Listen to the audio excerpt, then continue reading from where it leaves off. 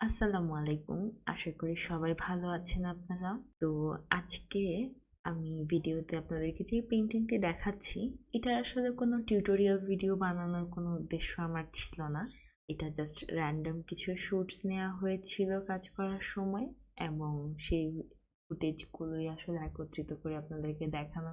অনেকেই ইনবক্সে জানতে চেয়েছিলেন যে আপু পেইন্টিংটার টিউটোরিয়াল ভিডিও পোর্ট্রেটটা কিভাবে করেছেন বা কালারগুলো কিভাবে চাপিয়েছেন এই রিলেটেড কোনো ভিডিও বানালে খুব খুশি হতাম বা সোজা কথায় পোর্ট্রেটের টিউটোরিয়াল ভিডিও যেটা আর কি।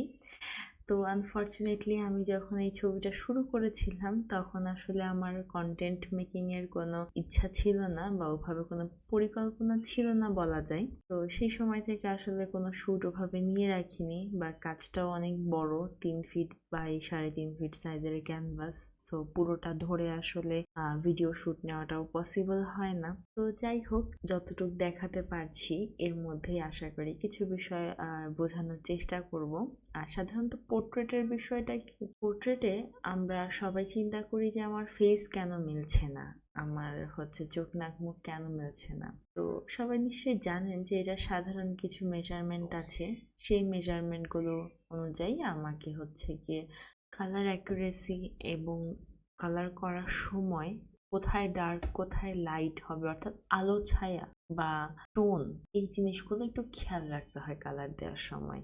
আর ফেসের কালারগুলো আসলে ডিসাইড হয় সর্বপ্রথম আমি কোন পোর্ট্রেটটা করছি, সেই পোর্ট্রেটের যে স্কিন টোনটা আছে সেটা ওয়ার্ম স্কিন টোন নাকি কুল স্কিন টোন। তো ওয়ার্ম স্কিন টোন হলে তখন আমরা একটু বার্ন সিয়েনাটা ইউজ বেশি করি, সাথে একটু ক্রিমসন রেড। আর কুল স্কিন টোন হলে সেই কালারগুলোর সাথে সাথে একটু কোভার ব্লুও যায়। সো এই ক্ষেত্রে এই ছবিটার মধ্যে light shade and all over সব কিছু মিলিয়ে দুইজনের ফেসই আসলে ওয়ার্ম স্কিন টোনে ছিল। সো আমি তখন বার্ন সিনার সাথে একটু ক্রিমসন রেডটা মিক্স করেছি। আর এখানে এখন আপনারা ঘড়ির কাজটা দেখতে পাচ্ছেন, আমি ঘড়িটা নিয়ে কাজ করছি। ঘড়ির কাজের সময় খেয়াল রেখে যে যেন চিকন তুলি ব্যবহার করতে পারি অবশ্যই।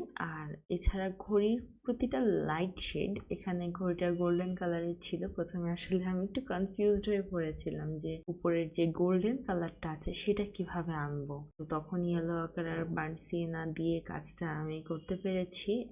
লাইট অ্যান্ড রিফ্লেকশন গুলো এনেছি, তারপর ভিতরে ডাইসে ওই সেম গোল্ডেন কালারের জন্য ইয়েলো আকারের সাথে একটু হোয়াইট মিক্স করে দিয়েছি। তো এখানে পুরো পেন্টিংটার জার্নিতে আমার সর্বপ্রথম যেটা মনে হয়েছে যে লাইট শেড গুলো কোথায় কোথায় লাইট আছে, হাইলাইটস আছে, কোথায় কোথায় শেডের আছে, এই জিনিসগুলো অ্যাকুরেটলি ধরা খুব ইম্পর্টেন্ট।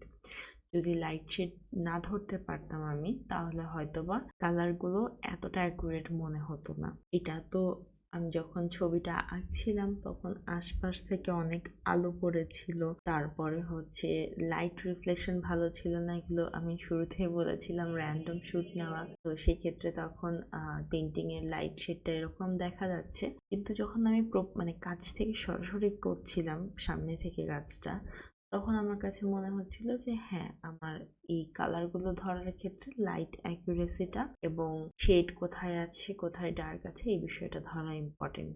আর বিয়ার্ড গুলো করতে গিয়ে আমার সবচেয়ে বড় একটা লেসন হয়েছিল যে যখন আমি তুলি দিয়ে চিকন করে আঁচড় দেওয়ার চেষ্টা করছিলাম এবং সেটা মোটা হয়ে পড়ে যাচ্ছিল, দেখতে খুবই উইয়ার্ড লাগছিল সেই বিষয়টা। পরে সেটাকে আমি একটু হাত দিয়ে দিয়ে স্মাচ করে করে তারপর ঠিক করেছি। যেহেতু ছবিতে নর্মালি কি হয়, যখন আমরা ছবি তুলি যদি হালকা শেভ থাকে বা হালকা খোঁচা খোঁচা দাড়ি থাকে, সেই সময় কিন্তু এই দাড়িগুলো খুব স্পষ্ট বোঝা যায় না।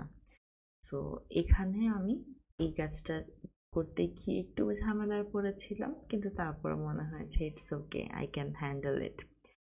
তো আমি জানি না আজকের ভয়েস ওভারটা হয়তো বা খুব এলোমেলো হয়ে যাচ্ছে, আসলে এটা টোটালি আনপ্ল্যান্ড একটা ভিডিও।